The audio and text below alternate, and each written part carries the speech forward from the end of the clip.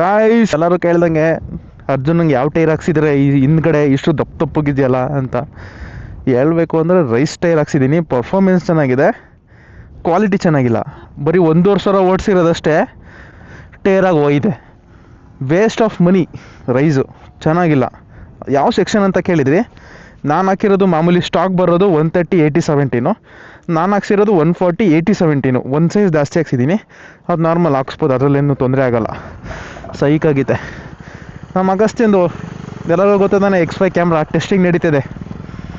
Test ಮಾಡಿಸಿದ್ದೇನೆ ಹೇಗೆ ಬರುತ್ತೆ ಅಂತ. ಟೈರ್